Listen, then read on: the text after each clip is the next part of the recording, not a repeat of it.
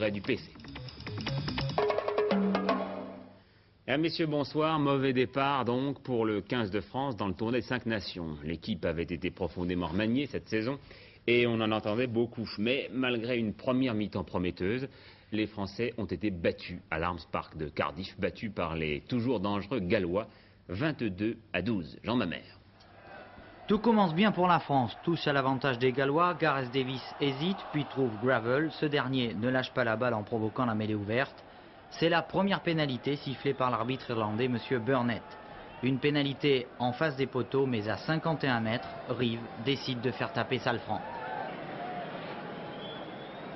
Pour son retour en équipe de France, le nouvel arrière n'a pas froid aux yeux. Et dans l'impressionnante enceinte de l'Arms Park, archi-comble, il va réussir un incroyable coup de pied de plus de 50 mètres.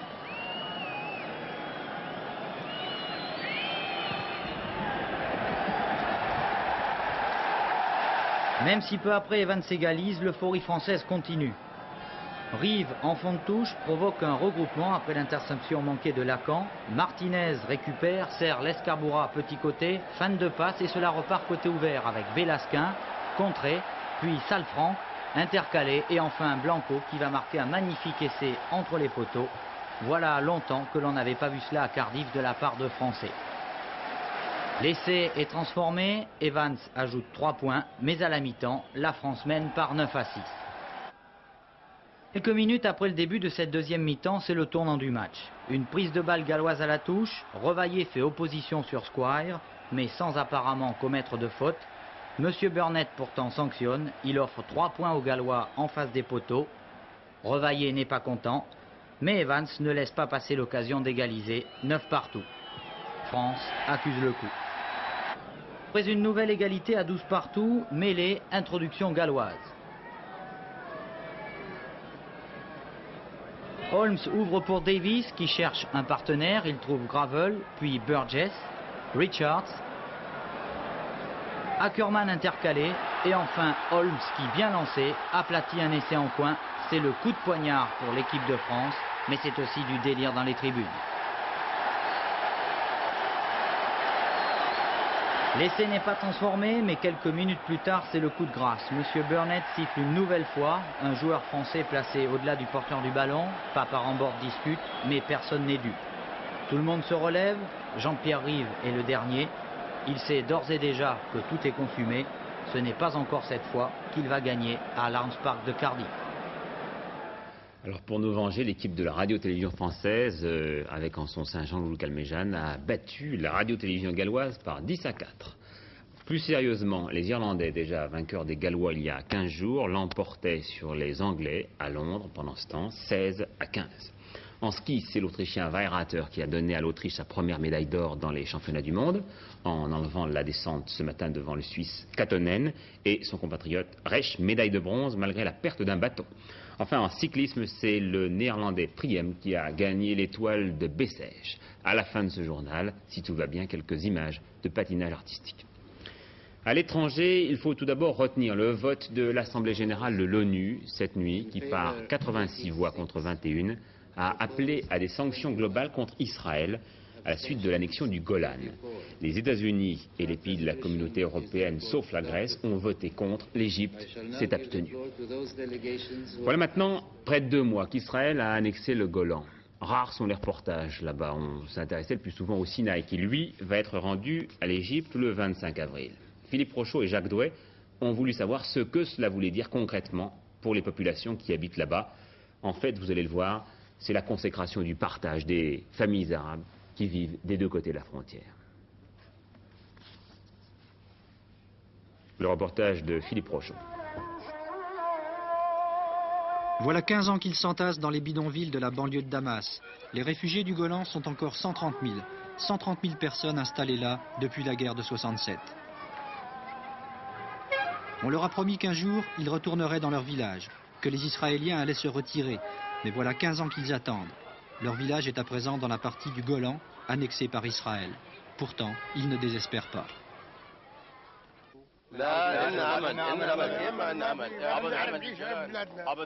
Nous retournerons un jour au Golan, même si c'est dans plusieurs générations.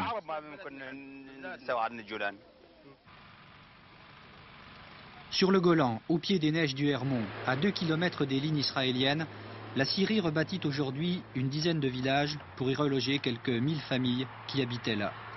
Il leur a fallu attendre 15 ans, mais si l'on construit, c'est peut-être qu'on ne croit pas à une nouvelle guerre.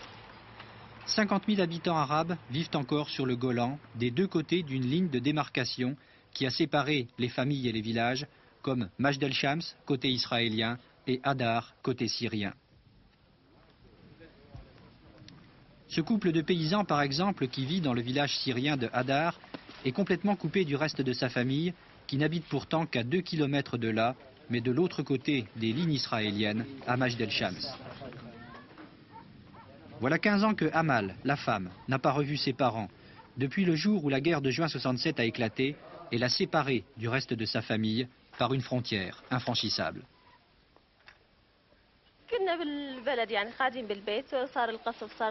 J'étais à la maison à Majd el-Shams, dans le village de mes parents, quand les avions ont commencé à bombarder. Mon mari étant de ce village ici, je me suis enfui et j'ai été séparé de mes parents. Après, j'ai pris le chemin de la montagne et je suis venu m'installer ici, mais je n'ai plus revu ma famille depuis 1967. Parfois, Amal et son mari s'approchent de la frontière et regardent ce village qu'elle a quitté il y a 15 ans, qui n'est pourtant qu'à 2 km de là, mais où elle ne peut plus retourner. Qui as-tu laissé de l'autre côté? Ma mère, mon père, mes frères, mes sœurs, ils sont tous restés là-bas. Seules les Nations Unies, qui contrôlent la zone tampon entre la Syrie et Israël, ont le droit de traverser la frontière. Nous-mêmes, pour retrouver les traces de la famille de Amal, nous avons dû contourner toutes les frontières du conflit, passer par Damas, Beyrouth, Chypre et Tel Aviv, pour enfin nous retrouver 3 jours plus tard, après 1000 km d'avions et de voitures, à 2 km seulement du village que nous avions quitté, mais cette fois de l'autre côté de la ligne de démarcation, dans cette partie du Golan annexée par Israël, et dans ce village de Majd el-Shams que Amal avait quitté il y a 15 ans. Et dans cette maison, autour d'un poêle, nous avons retrouvé les siens. Sa mère notamment, à qui nous apportions une photo de Amal et de son mari. Nous lui avons demandé si depuis l'annexion du Golan par Israël, elle et sa famille allaient être obligées de prendre une carte d'identité israélienne. On ne me l'a pas demandé, mais je n'en veux pas. Pourquoi tu ne veux pas de papier israélien?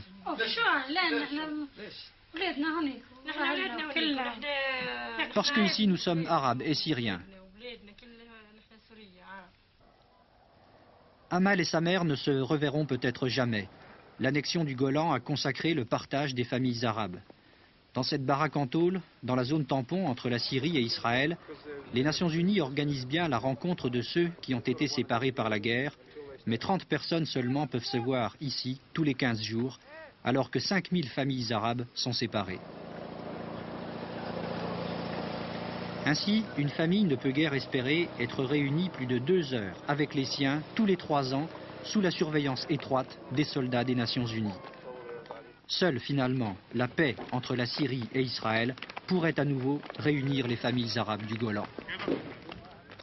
Demain, notre équipe nous emmènera avec les Israéliens qui vivent sur le Golan. Le président égyptien Moubarak poursuit sa visite en Occident. Il est ce soir à Londres après avoir obtenu de Washington l'accroissement de l'aide militaire et économique à l'Égypte. Enfin, dernière information de l'étranger, la libération de l'industriel basque Lipe Haide, 76 ans, détenu pendant 1 mois par l'ETA militaire. La famille aurait payé quelques 7 millions de francs pour sa libération. La violence à l'école. C'est de Lens que nous parviennent les échos les plus aigus d'un phénomène qui commence à inquiéter. Cette fois, ce sont les lycéens eux-mêmes qui se sont mobilisés hier en organisant une manifestation. Depuis le 22 janvier, en effet, une série d'incidents ont émaillé les sorties des cours au lycée Condorcet et au lycée Saint-Paul. Les auteurs de l'agression la plus grave, des loupards, ont été arrêtés. Mais les lycéens ne veulent pas s'en tenir là. Le reportage de Gaël Monlahuc et de Jean-Jacques Ledeuil. Partis au pas de course du lycée privé Saint-Paul, c'est à un véritable marathon que se sont livrés les 2000 lycéens lâchés dans les rues de la ville. Rejoints par les élèves du lycée technique, ils se sont heurtés aux grilles fermées du lycée Condorcet. Cela ne les a pas empêchés de se regrouper pour dénoncer ensemble la violence et rejeter surtout tout recours à l'autodéfense ou à la surveillance policière. Les victimes d'agressions ont d'ailleurs refusé de témoigner, estimant qu'on doit cesser de monter en épingle ce qui leur est arrivé. C'est pas ça le problème, on veut pas, c'est pas la presse à scandale, oh regardez lui il s'est fait taper dessus, tout ça, c'est pas ça le problème. Le problème c'est la violence en général, on sait qu'elle existe. C'est pas un secret pour personne, mais ça, on ne veut plus de silence sur la violence, c'est ça le problème, on veut mettre ça au grand jour. Qu'est-ce que vous voulez comme solution?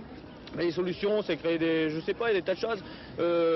Il faut que les jeunes puissent s'intéresser à différentes choses, à différents loisirs. Des maisons de jeunes, par exemple, sont parmi les solutions, ou des centres sportifs, ou des choses comme ça. Très calmement, ils se sont dirigés ensuite vers la mairie. Ils ont été reçus ainsi qu'à la sous-préfecture. Ils estiment avoir leur mot à dire à propos des mesures concernant les jeunes. Ce que vous demandez, c'est que l'on vous prenne en charge. Alors moi, je ne suis pas d'accord avec vous. Car, d'accord pour vous aider à vous prendre en charge, mais prenez-vous aussi en charge. Est-ce que vous avez l'impression qu'on vous a pris au sérieux? Non. On devrait discuter là, et c'est dans le vague. Pour que ce soit concret, il faut qu'on fasse un travail ponctuel, il faut qu'on commence par quelque chose de précis. On a été sensibilisé par le problème de la délinquance, on a envie de faire quelque chose. Bon, ça peut être les jeunes tout court si vous voulez, mais je pense que nous, par exemple, c'est ce qu'on a dit à La Réunion, au point de vue culturel et tout ça, on n'a pas de problème. Dans les lycées, on est aidés, mais c'est surtout à l'extérieur. Un foyer socio-éducatif au sein du lycée, du théâtre, une bibliothèque, un stade, une splendide piscine. On ne peut pas dire que la municipalité n'a rien fait en ce qui concerne les loisirs. Mais Lens, c'est aussi un paysage, une ville minière durement touchée par le chômage. Et puis, il y a la cité HLM, la ZUP un peu à l'extérieur. Tout viendrait de là. Pourtant, la délinquance, selon les policiers, serait en régression. Mais les jeunes, les loupards comme on les désigne, se sentent mis à part. J'ai lu les journaux, ouais. En face de lycée, c'est la bande de la ZUP. Allez, vas-y les copains, c'est nous qui attaquons la ZUP. Qu'est-ce qu'ils font les jeunes de l'extrême le soir là? Qu'est-ce qu'ils font vos copains ce soir? On va au bistrot. Ouais, on va toujours au bistrot. Ça, là où il faut de la moto, là où ils s'amusent à piquer, je sais pas, moi, une antenne de bagnole pour la vendre, pour aller boire un coup, comme ça. Alors, ils piquent un rétro, un anti-brouillard, des feux rouges arrière pour mettre sur la voiture, alors, ils piquent une bécane, pour prendre des pièces, puis refaire leur bécane. C'est la réalité ou vous vous vantez là? C'est la réalité. Personne ne peut me contredire parce que tous les gens le disent eux-mêmes. Ils ont peur de sortir le soir. Pourquoi? Parce que les gens nous font pas confiance aussi. S'ils nous feraient confiance, on les emmerderait pas les gens. Mais seulement les gens, ils ont la trouille d'eux-mêmes. Hein, ils n'osent pas de sortir à partir de 10h au soir tout de suite. Ils se disent dans leur tête, on va être agressé par les jeunes de la ZUP. Parce qu'ils ont des blousons noirs sur le dos avec des chaînes ou bien une veste en ligne de plus. Ben ça, nous, on est d'accord, on lui dit ça, mais nous, on s'en fout, on rigole. Mais après, ben, à force de nous le répéter, tout ça, ben, nous, on a marre, on le fait. Qu'est-ce qu'il faudrait faire pour que ça change? Ben, premièrement, avoir du boulot, c'est pas sûr qu'on en aura, parce que ça fait un an et demi que je suis en chômage. Donc j'ai pas d'assez dit que j'ai rien du tout. Donc il faut bien que je me démerde comme je peux, je fais ce que je peux. Oui, un jugement qui prêtera ensuite sur la discussion. En tout cas, ce qui est intéressant, c'est que les lycéens aient envie de prendre en charge eux-mêmes ce genre de problème. 49% des Français jugent positifs les 9 premiers mois du septennat, 38% les jugent négatifs, 49-38 donc. Il y a 3 mois, le même sondage du Journal du Dimanche donnait 53-31. Par ailleurs, 52% des Français contre 44% ont l'impression d'assister à un changement de société depuis le 10 mai.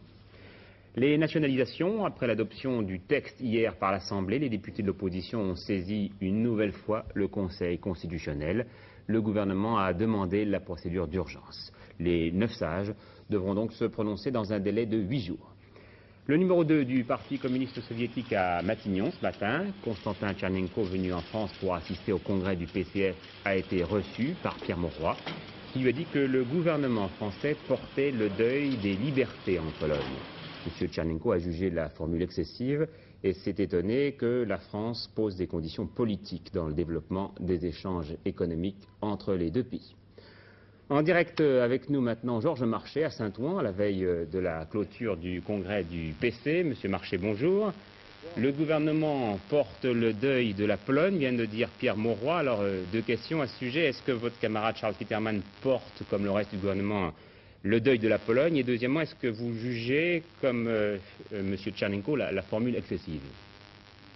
Je juge, comme mon ami Superman, sans aucun doute, à savoir que nous, et tout notre comportement depuis le début de cette affaire en témoigne, nous souhaitons que la Pologne sorte au plus vite et dans les meilleures conditions des difficultés qu'elle connaît aujourd'hui. Ces difficultés sont douloureusement ressenties par les communistes français comme par tous les travailleurs et par le peuple. Par conséquent, nous souhaitons, je répète, que cette crise qui, selon nous, est à la fois économique, sociale et démocratique, soit résolue. Et évidemment, je souhaite que la France, qui est liée par des liens d'amitié traditionnels et particuliers avec la Pologne, contribue dans toute la mesure de ses moyens à la solution de ces problèmes. Mais vous ne portez pas, comme Pierre Mauroy, le deuil de la Pologne. D'une part, et en particulier, d'autre part, ces ministres ne sont pas dans une position un peu contradictoire. Non, il n'y a pas contradiction entre l'activité des ministres communistes et leur parti. Il est évident qu'il existe entre le Parti socialiste et nous une divergence d'appréciation. Une divergence fondamentale, disait un socialiste ces jours-ci. Écoutez, s'il faut que je réponde à chaque socialiste, je ne suis pas là pour ça. Il existe entre le Parti socialiste et nous, sur la situation polonaise, une divergence d'appréciation. C'est incontestable. Seulement, il y a un problème. Cette situation, elle est escalée, mais elle existe. Qu'est-ce qui est souhaitable? Qu'il y ait en Pologne la guerre civile? Voilà un pays qui a déjà connu 6 millions de morts pendant la dernière guerre. Ou ce qui est souhaitable, n'est-ce pas, que se réalise dans ce pays l'union de tous ceux et toutes celles qui veulent que soient réalisées les réformes démocratiques, je répète, économiques d'abord, sociales ensuite, démocratiques enfin, et les trois choses étant liées, pour sortir le pays de la crise. Vous placez tout de même, monsieur non, Marché, écoutez, je ne répondrai pas davantage sur cette question. vous placez tout de même vos ministres dans une situation inconfortable. Ils avalisent par leur présence la position du gouvernement sur la Pologne, malgré les divergences. Paul Amar, si vous pensez, comme je le vois depuis l'ouverture de ce congrès, que la situation, que ce soit à l'égard de la Pologne, que ce soit à propos du Parti socialiste, que ce soit à propos de l'application de cette mesure positive décidée par le gouvernement du retour à la semaine de 39 heures, ou plutôt du retour, d'aller à la semaine de 39 heures, si vous pensez que nous allons, nous communistes, nous séparer des socialistes au gouvernement, eh bien, vous vous trompez lourdement. Je ne le pense pas, vous avez dit que vous ne partirez pas. Je le pense écoutez, pas. Non, nous ne partirons pas. Nous sommes au gouvernement sur la base d'un accord qui a été conclu avec le Parti socialiste. Après avoir tiré la conclusion que nous pouvions gouverner ensemble, c'est-à-dire que nous pouvions réaliser les transformations pour lesquelles les Françaises et les Français se sont prononcés le 10 mai. Au gouvernement, les ministres communistes. Au Parlement, les députés communistes. Dans le pays, les militants communistes travaillent à la réalisation de l'espérance des Françaises et des Français. Et je le dis et je le répète, qu'il y ait des différences, des divergences d'appréciation entre les communistes et les socialistes sur telle ou telle question, n'est-ce pas, après tout, bien naturel? La majorité, elle est pluraliste. L'essentiel, c'est que nous respections les engagements les uns et les autres, les engagements que nous avons pris. Ces engagements, nous les respectons et notre congrès, depuis son ouverture et demain en conclusion, c'est un appel à tout notre parti à contribuer de toutes ses forces au succès de cette politique nouvelle. Le reste ne sont qu'élucubrations qui ne m'intéressent pas et qui n'intéresse pas non plus les Françaises et les Français. Georges Marchais, vous avez lancé dans votre discours d'ouverture mercredi un défi à vos partenaires de la majorité. Alors est-ce qu'avec 15 ou 16% aux dernières élections, vous êtes bien placé pour lancer ce défi au PS par exemple? Mais il faut lire correctement ce discours. Poivre d'Arvor, c'est un défi dans l'émulation. C'est-à-dire, nous disons à nos partenaires, eh bien, rivalisons d'ardeur et d'initiative pour être les meilleurs dans la mise en œuvre de la politique nouvelle. Voilà, c'est un défi bien sympathique. Et d'ailleurs, c'est un défi au service des travailleurs, du peuple, de la nation, au service de la France. Mais vous pesez beaucoup moins lourd qu'avant, la lutte dans les entreprises, ça fait partie de ce défi. Vous avez employé une expression sportive, il faut changer de braquet. Concrètement, qu'est-ce qui va se passer dans les entreprises? Oh, c'est très simple. Le gouvernement, déjà je viens de l'évoquer tout à l'heure, le gouvernement vient de décider l'application de la semaine de 39 heures. Bien. La mise en œuvre de cette décision gouvernementale, naturellement, s'appuie sur l'accord qui avait été conclu en juillet entre le patronat et un certain nombre d'organisations. Alors, qu'est-ce qui apparaît? Il apparaît clairement que des patrons mettent tout en œuvre pour essayer d'empêcher la réalisation de cette décision positive que nous avons prise dans la majorité. Prise par la majorité, c'est-à-dire par le gouvernement. Eh bien, nous disons, nous, à nos militants dans les entreprises, eh bien, camarades, il faut, n'est-ce pas, dans les entreprises, faire preuve d'initiative, d'imagination, n'est-ce pas, pour, avec les travailleurs, obtenir des patrons que la semaine de 39 heures soit appliquée sans, naturellement, qu'elle se traduise pour les travailleurs par une perte de salaire ou par l'abandon d'avantages qui ont été acquis par la lutte. Voilà un exemple. Mais je peux prendre d'autres exemples. Il y a les contrats pour ce qui concerne l'emploi. Enfin, il y a toute une série. Le gouvernement, depuis qu'il est en place, le gouvernement socialiste communiste, la majorité socialiste communiste au Parlement, depuis qu'ils sont en place, les uns et les autres, ils ont pris toute une série de mesures positives pour résoudre le problème de chômage, par exemple, et des ordonnances de divers types, et d'autres vont être prises. Eh bien, il faut réaliser tout cela sur le terrain concrètement. Monsieur Marchais, voilà ce à quoi nous voulons travailler. Monsieur Marchais, je reviens sur l'idée de défi. Qu'est-ce qui est le plus important pour vous?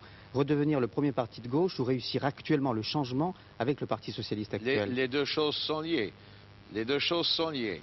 Et j'ai la conviction profonde que dans la mesure où les communistes travailleront bien à la mise en œuvre de la politique nouvelle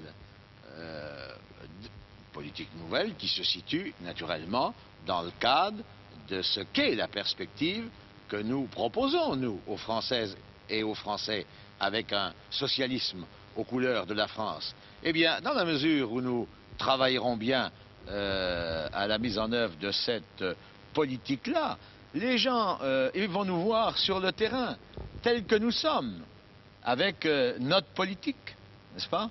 Et j'ai la conviction que par cette voie-là, eh bien, en même temps que nous servirons bien notre peuple, ce qui est notre raison d'être, les travailleurs, ce qui est notre raison d'être, eh bien, en même temps, le Parti communiste verra remonter son influence. Georges Marchais, une fois de plus, vous en êtes pris à tous les journalistes, radio, télévision, presse écrite. Alors, les journalistes boucs émissaires, on a un petit peu l'habitude. Est-ce que ce n'est pas une manière d'occulter vos propres problèmes? Non, absolument pas. D'ailleurs, vous êtes victime de vos propres contradictions, Poivre d'Arvor, puisque je vous ai entendu à plusieurs reprises parler de la critique que nous avons faite du passé. Nous venons de faire à ce congrès un examen qui porte sur plus de 2 décennies d'activité.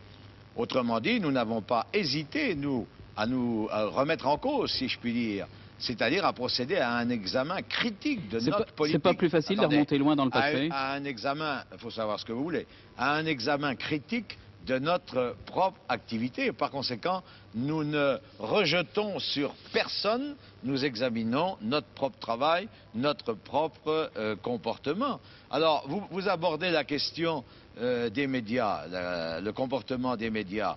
Ben, c'est une question qui est posée, pas seulement par les communistes, elle est aussi posée par les non-communistes. Dans le changement... Et par la fausse gauche, que vous appelez la fausse gauche. Ce que j'appelle aussi... Non, la fausse gauche... On aimerait avoir une petite précision, une définition de cette fausse gauche. Je vous répondrai sur la fausse gauche. Restons sur la question, là. Les Françaises et les Français, dans le changement, d'ailleurs, dans la campagne du président de la République lui-même, comme dans ma propre campagne, nous avons posé le problème de modification dans le comportement des médias. Qu'est-ce que nous avions en vue comme modification? Ce que nous souhaitons, c'est une information honnête, une information pluraliste. Ce sont des débats, c'est une amélioration de la télévision au plan culturel. Eh bien, disons, s'il est vrai qu'il y a maintenant des journalistes communistes, il n'y en avait pas. C'est-à-dire que là, sur ce terrain-là, il y a eu quelques changements qui ont été apportés.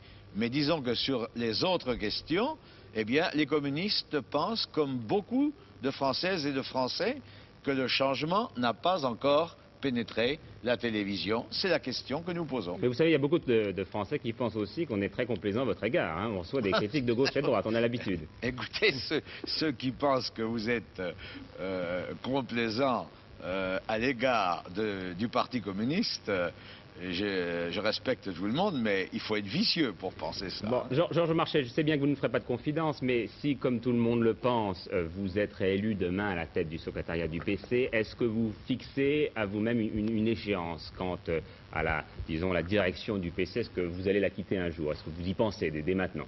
Ça, non seulement je quitterai un jour la direction du Parti communiste, mais je quitterai aussi un jour cette terre comme tout le monde, n'est-ce pas? Alors, mais je vous avoue très tranquillement que c'est une question à laquelle je ne pense absolument pas. Je n'y pensais pas avant le congrès, je n'y pense pas aujourd'hui. Naturellement, je verrai demain. Demain, nous allons procéder à l'élection du comité central à bulletin secret. Le comité central, après, procédera à l'élection de son bureau politique et de son secrétariat. Et si la direction du parti décide, je dis bien, si la direction du parti... C'est vraiment inconditionnel? Oui, c'est toujours le conditionnel. C'est pas décidé? Non, non, c'est pas décidé. Bon, écoutez, monsieur Jean Si le Parti communiste, j'en aurais terminé, décide de me reconduire dans mes responsabilités, eh bien, vous me retrouverez avec vous, devant vous, pour converser comme ce soir, avec la même ardeur et la même combativité qui m'anime depuis tant et tant d'années. Eh bien, on s'en réjouit. Merci d'avoir été notre invité. Deux meetings contradictoires dans le même bâtiment hier soir à propos de la Pologne. Justement, le ministre polonais des Affaires étrangères était l'invité du PC dans la première, c'était à Amiens, et puis dans la seconde, donc des sections locales de la CGT en désaccord avec leurs instances départementales et régionales. Incident entre services d'ordre de la CGT et du PC, puis journalistes. La rédaction des FR3 Picardie a dénoncé les agressions verbales subies par l'équipe de reportage de sa station. Le PC a commémoré aujourd'hui à Paris le 20e anniversaire de la manifestation de Charonne. 9 personnes avaient été tuées au cours d'une charge policière à l'issue d'une manifestation contre les crimes de l'OAS. C'était le 8 février 62 et lundi prochain, 8 février, Marcel Triard fera un historique de ce drame. Ce matin, une dizaine d'inconnus ont lancé sur les participants quelques sacs de plastique remplis de sang de bœuf. Les routiers français ont finalement levé cet après-midi les barrages qu'ils avaient installés dans la vallée de Chamonix pour protester contre la grève du zèle des douaniers du tunnel du Mont Blanc. Et puis, dans le conflit de l'usine de LTT de Lannion, les employés ont voté à bulletin secret la cessation de l'occupation de l'usine. Enfin, André Bergeron a dit aujourd'hui à Marignane qu'il ne fallait pas rêver. Si la réduction d'une heure de travail par semaine doit se traduire par l'amputation de 2,5% du pouvoir d'achat, a-t-il dit, eh bien les salariés ne marcheront pas et je les comprends. Voilà, avec Pierrette Brech, maintenant nous allons parler tiercé. D'abord le tiercé du jour, il fallait jouer le 11, le 18 et le 13. à Vincennes. Demain, le Prix de France avec la possible revanche d'Idéal du Gazo. Et puis un autre tiercé que vous nous présentez. Oui, c'est un tiercé qui ne manquera pas d'attrait puisqu'il se joue dans une course de qualité, le Prix de Nevers, qui réunit un lot de 17 trotteurs de valeur semi-classique. Et parmi eux, j'ai distingué l'INSEE qui sera drivé par Gérard Masque. Alors j'ai eu la curiosité de l'accompagner lors de son dernier travail vendredi matin à Grosbois. Je vous invite à suivre. Non, on ne pourra pas le suivre, mais donnez-nous en revanche ce que sont vos pronostics pour demain. Alors il y aura Cole le 17, le Dauphin le 12, l'INSEE le 14, et puis l'Agnon le 9, ensuite Caresse le 7, Capriora le 8, Karim le 10 et Katuskia de Mai le 5. Donc on répète le 17, le 12, le 14, le 9, le 7, le 8, le 10 et le 5. C'est très bien. Le temps, Laurent Bourmède n'est pas là, il est cloué au lit par le redoux. Alors il m'a fait dire que ce temps doux justement allait continuer. Il y aurait du soleil dans le sud et des nuages dans le nord avec un risque de zone de pluie dans le nord-ouest. Voilà, que je vous dise encore que la reine Elisabeth a fêté aujourd'hui ses 30 ans de règne et puis que la princesse Marie-Astrid de Luxembourg a épousé l'archiduc Christian de Habsbourg-Lorraine. Voilà pour point de vue image du monde. Sans point de vue mais en image pour terminer ce journal, la belle performance de l'Autrichienne Claudia Christophers Binder qui a remporté le titre féminin des championnats d'Europe de patinage artistique à Lyon. Bonsoir à tous, Hervé Claude à 23h15, demain antenne de midi. Un journal d'en France, de Corté, et puis j'aurai le plaisir de vous retrouver à 20h. Bonsoir.